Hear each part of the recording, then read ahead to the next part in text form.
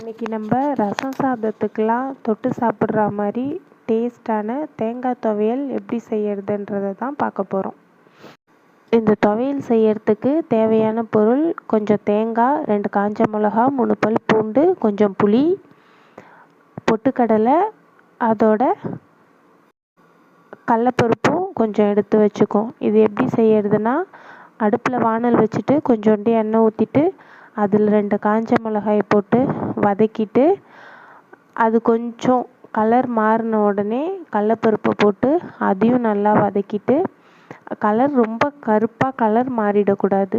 கடலப்பருப்பு அடுப்பை சிம்மில் வச்சுட்டு கடலப்பருப்பை போட்டு நல்லா வதக்கிட்டு கூட கொஞ்சம் பொட்டுக்கடலையும் போட்டு அதையும் வதக்கிட்டு, அது கூடவே நம்ம வச்சுருந்த புளி, பூண்டு அதையும் போட்டு வதக்கிட்டு லாஸ்ட்டாக அது கலர் கருப்பாக மாறிடக்கூடாது. லாஸ்ட்டாக கொஞ்சம் தேங்காயும் போட்டு அடுப்பை சிம்மில் வச்சு வதக்கி விட்டுட்டு கேஸ் ஆஃப் பண்ணிடணும்.